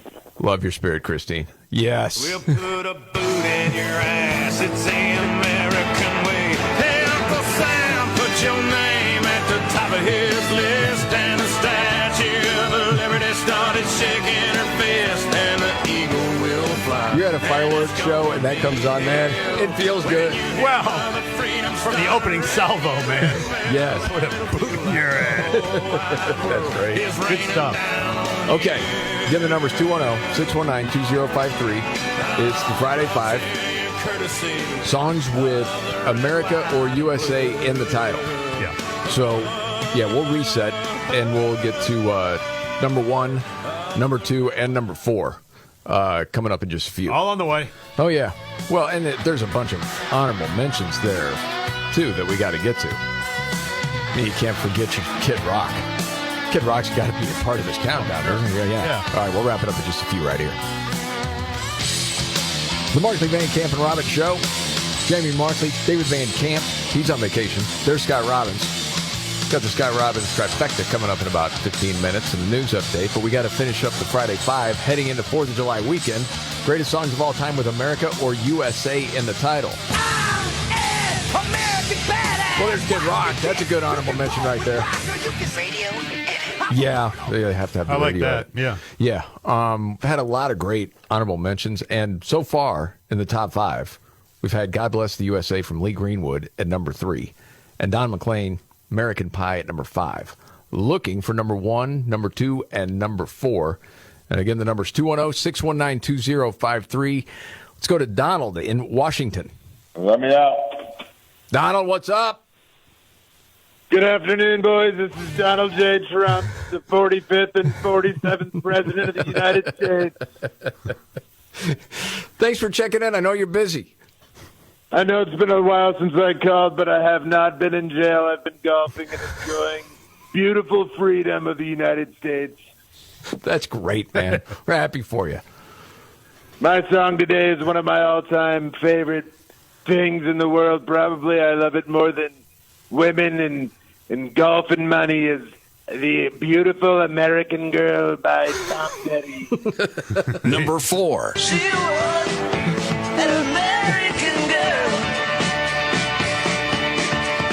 All right. Well, it was kind of cold. Scott, you've always been the biggest Tom Petty fan I know. Yeah. I love Tom Petty, yes. Is this in your top 5 Tom Petty songs? You of know, all it time? probably is. I mean, it is. Yeah. I mean, usually I'm a little more obscure with my favorites because I don't hear them as much, but I can hear this every day. It's a great song, man. It is Really a great song. No doubt about it. Boom, boom, Yeah. I just want to hear the whole thing. It's like I know, this me is- too, yeah. Later today, I will be. Let's go to Johnny in Salina. Johnny! Happy Friday, brothers. Happy Friday to you. Hey, man, you guys got to get your schedule down, man. It's really hard to stock 3 guys when you keep missing days during the week. Yeah. Please correct that, all right? Yeah. Stupid vacation. You know, I know it.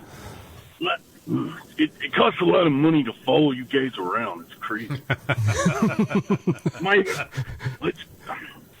I'm going to go with a good pick today, I believe. A man that has much in common with yours truly, a penchant for flair, you could say. Yeah. I'm the king of the ring. He's the king of soul. James Brown, man. Living in America. Absolutely, Johnny. Good job. Get back. Here's myself.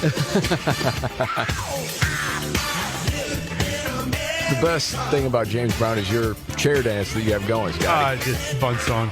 Love that. All right, Chris in Oregon up next. Hey, Chris. Okay, never mind.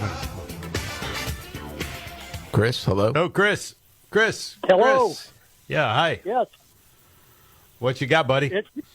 God Bless America was taken. I guess we'll go back a little bit before my time. Beach Boys, Surfing USA. Oh, yeah, man. I love this song. Oh, you're making fun. I like this song. Why did you just mock it? I didn't. You did. I like the Beach Boys.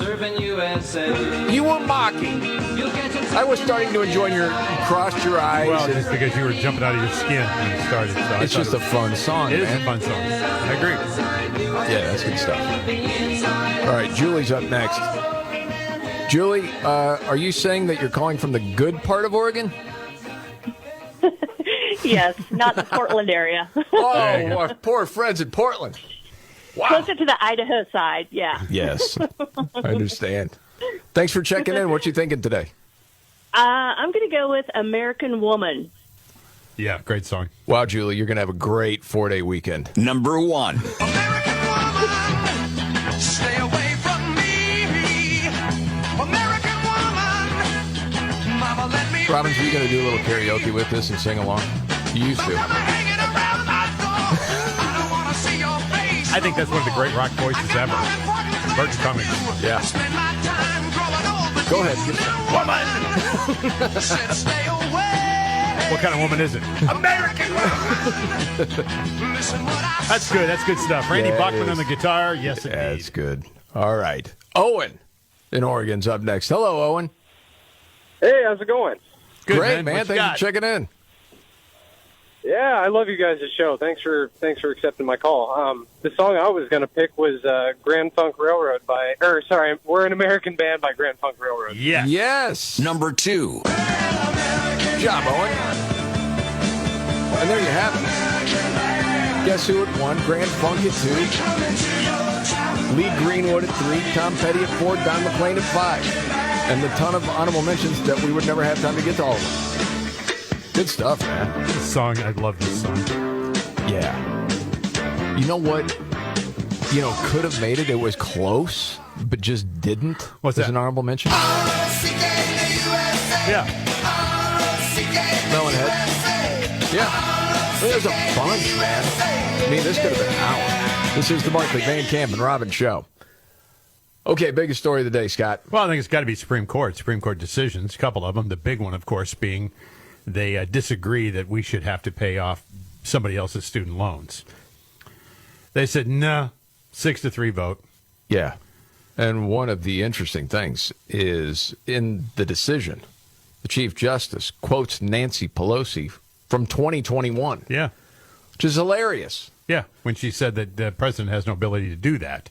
Exactly. Yeah. So we will get to that. Also, Winsome Sears, Lieutenant Governor of Virginia. Did you hear what she had to say about the Supreme Court's decision yesterday about affirmative action college? I have not. You need to hear it. Okay. It's fantastic. That and the Scott Robbins trifecta straight ahead right here. Yep. The Markley, Van Camp, and Robbins Show. I'm Jamie Markley, the Gen Xer, the Millennial David Van Camp, on vacation, the sexy boomer Scott Robbins. All ready to roll with the Scott Robbins trifecta. Yep. In just a couple.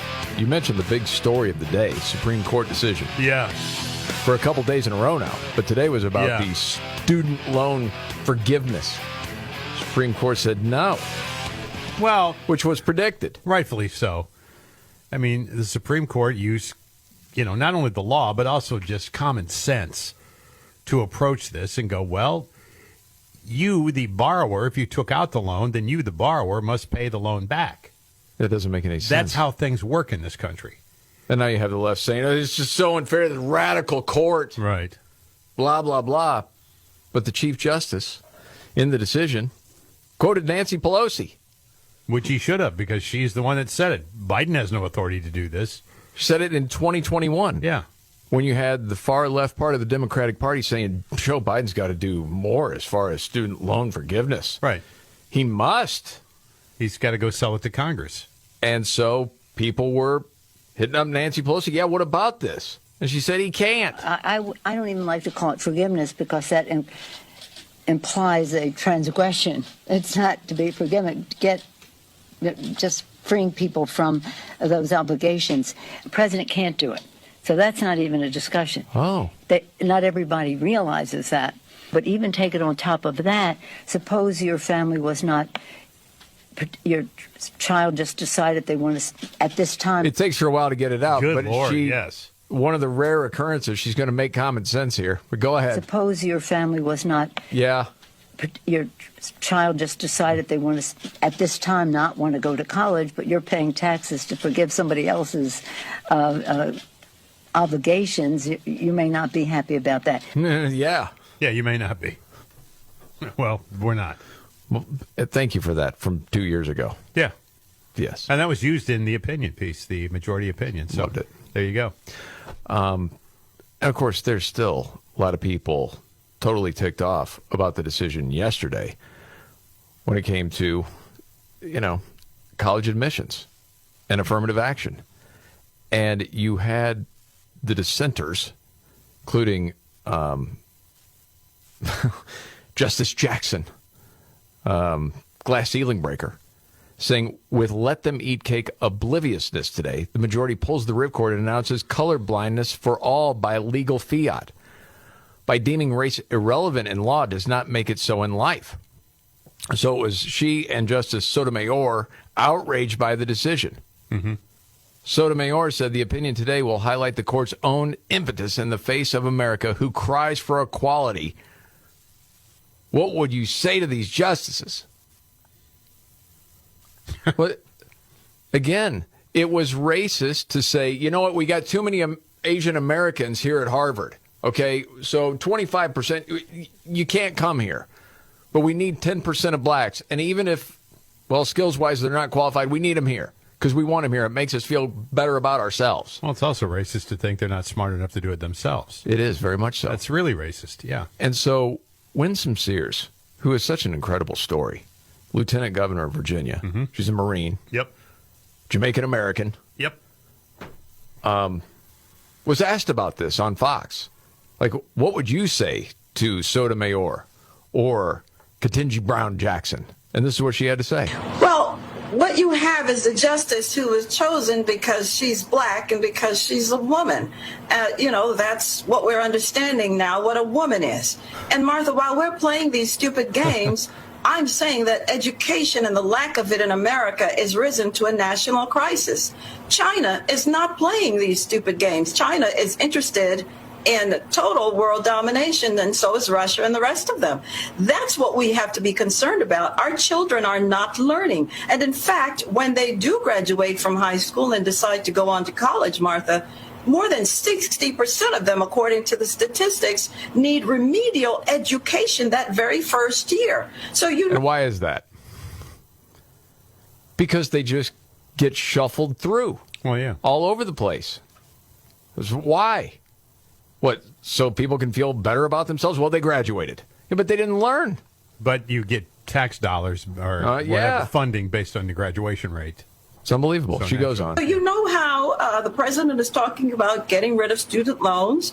Well, then the children are having to stay one extra year in college based on loans that they've taken for work that they should have completed when they were in high school. So let's cut that and let's get to what the remedies are. And I'm pulling for school choice. School choice now. Yeah. Our children are in need.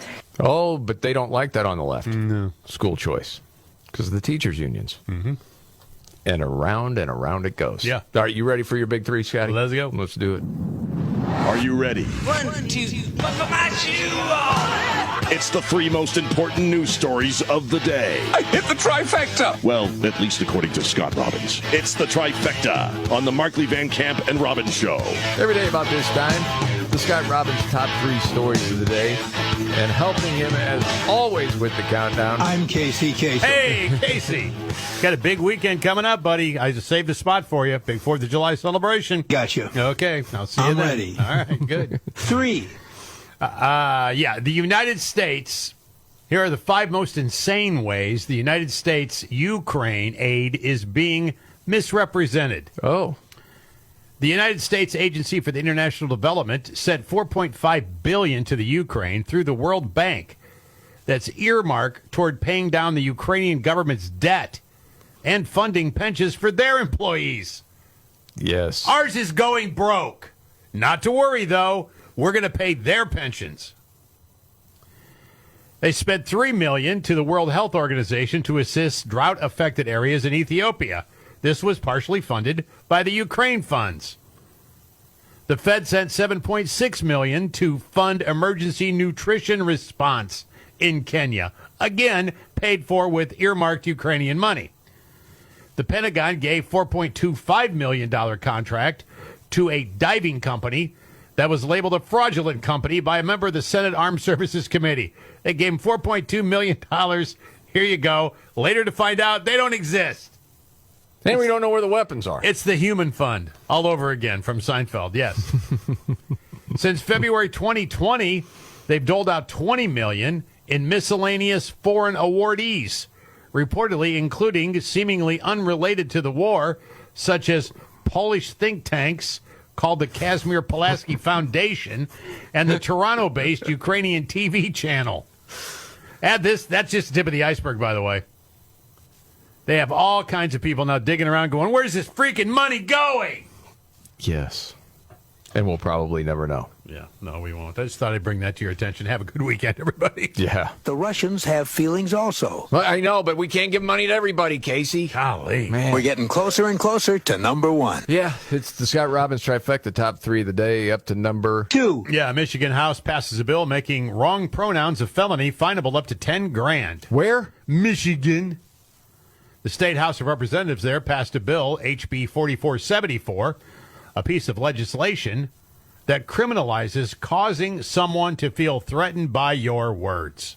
Oh, goodness. Under the new bill, offenders are guilty of felony punishment. Could be in prison for 5 years. Add that to a fine of at least $10,000. Intimidate means willful course of conduct involving repeated or continuing harassment of another individual that could cause a reasonable individual to feel targeted and frightened. Okay, hold on. Yes. Someone that's pretending to be the opposite sex. Well, yeah. And then the word reasonable. Yes. Okay. Of course. Yeah, this makes no sense. Gender identity or expression means having or being perceived as having a gender-related self-identity or expression, whether or not associated with the individual's sex at birth. So in other words, call them by their pronoun or you're going to jail. Play pretend. That's it. Or you're in trouble. Lawfully doing this. Wow. And by the way, it passed the House. All she has to do is sign it now.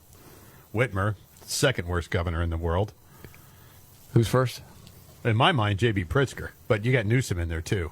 Wow, that's a tough competition. Yeah, I know. I don't know if you can make Pritzker king that easy with all the others out there. That's true. But it is your bit. It is the trifecta. Well, it's my personal hatred of him as well. So. Now, on with the countdown. Gotcha, Casey. It's the Scott Robbins trifecta. Up to number 1. Robert Reich. Remember that guy, the little midgety guy? That guy? Remember him? With the beard? With the weird beard? He looks like an elf. Commentator? Yeah. Yeah. Elfish-looking character. Yes. He Always wrote, with bad takes. Terrible. Here's his new one. This has to do with the latest decision that came down about student loan debt. Yeah. He said, let me get this straight. Students getting relief from onerous debt is unconstitutional. But justices secretly getting hundreds of thousands or even millions in gifts, vacations, and free housing and education for their family members, well, that's fine. Hello?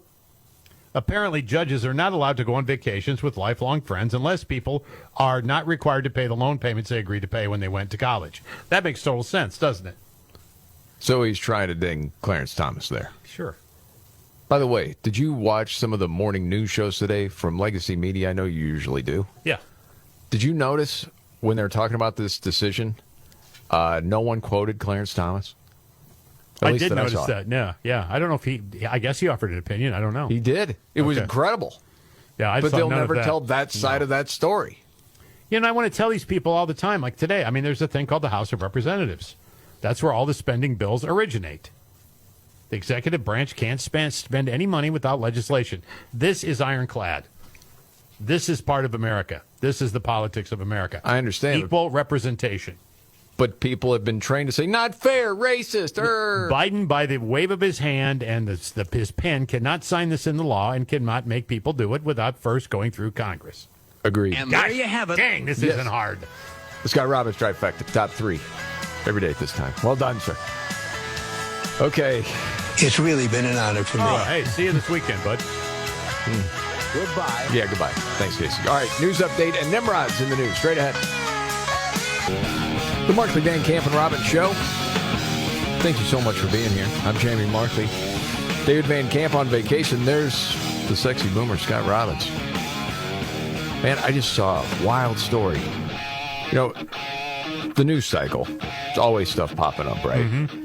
And there'll be a story that's really hot for a while, and it sort of just fades away. But it could still be a big issue. That's the border. People are still pouring across the border. Yeah, you know, that's really been lost in the shuffle here, this latest news cycle, too, hasn't it? It has. Yeah. I happened to see this story at Daily Wire. It was an interview. It was done by Spencer Lindquist, a guy named Wyatt Watson. And I'll just read from part of the story, so I want to see your reaction. Wyatt Watson's stories might be unbelievable if it weren't for the bullet mark on his windshield. The Texas native's conscience just wouldn't let him have a relaxing retirement. His story is told. Instead of donning a Hawaiian shirt and flip-flops at a coastal resort, the 66-year-old opted for a bulletproof vest and a pair of boots. Much more appropriate attire for his nightly patrols on the banks of the Rio Grande. Jeez. Where he intercepts and repels illegal immigrants. Just a private citizen. Wow. He said, my time is running out. I'm 66 years old. My window's closing fast. I want to feel like my life mattered. He's not a member of the Border Patrol, but it doesn't stop him and up to 50 volunteers from patrolling the border themselves. Yeah. He and those who volunteer alongside him have worked in conjunction with authorities, take time to learn from their strategies, and then he noted that members of law enforcement have repeatedly thanked them for their work. They don't have enough staff. Wow. Their operation has largely been successful. Watson told the Daily Wire that he and his volunteers have turned back roughly 5,000 illegal immigrants and detained 598 who were handed over to Border Patrol. Wow. But he said, yeah, defending the southern border is an easy way to make dangerous enemies, especially when it gets in the way of the cartel's preferred ways of making money by smuggling drugs and people. He said, I guess I pissed someone off. Where you could see the bullet, you know, that had gone into the windshield of his truck. Wow, man. Of course, now that this is out there, you wonder, somebody going to come down and say, oh, you can't do this anymore. Sure they are, yeah. It's unsafe, you would imagine it's illegal, it's... that's going to happen. You know, I just, every time I hear about a story like this, I just can't believe we're at this place where people have to take it up themselves. Yes. To protect their property and their livelihood and their families and friends. And in some ways, the country. The country. It's amazing to me. That's just allowed to happen. Yes. Nobody's doing anything about it. Well, nobody wants to do anything about it. If you're not in one of these towns that's affected all the time, yeah. Again, it'll be in the news cycle for a while, and then it's gone. I mean, and even conservative media, let alone legacy media. But yeah, that problem is definitely still out there. Yeah, when it's not your problem, it's easy to take shots on social media. Everybody deserves a chance. Treat them with decency and respect. It's not happening to you. Well, yeah. You want to make room at your place? Yeah. No, well, no. Yeah, exactly. If I All right. give money. Okay. All right. Let's get to Nimrods. Roll it out. When the going gets tough, Damn it, this is too hard. the dumb get dumber. All right, Ian. It's Nimrods in the News on the Markley, Van Camp, and Robbins Show. I love the poorly educated. All right. Nimrod's in the news. Man, this is a little scary. They say it's the first 4th of July related crime of the year. Someone tossed a firework into a silent disco event in the L.A. area a couple of weeks ago. What is a silent disco event? It's like a dance party. There's no music being played on speakers. So people are just wearing LED wireless headphones. Oh, weirdos. You've never seen any of those before? No. Yeah. Golly. It's interesting because you walk up before you put headphones on and you see people like gyrating around or whatever, but there's no music. It's very odd. Jeez. Anyway, guy pulled out the firework, lit it, threw it in the crowd. And luckily, no one had any life-threatening injuries, but people did get injured. They're still looking for this guy. Jeez. Just awful. And then, I guess on a lighter note, someone small town near Akron, Ohio, called 911. They saw hair sticking out from the trunk of somebody's car. Like, oh, no. Uh-oh. They're like, it's not Halloween time. What is this? They're like, is somebody in there? So the person that called 911 was a little freaked out. Cops figured out where the owner lived, knocked on the door. That's Toria Townsend. She was confused and then realized, oh, I just got my hair done. I wear a wig sometimes. I had thrown it in the trunk and slammed it. Everybody was all right. Cops like, well, you got to come see this. Right. And that's Nimrod's in the News.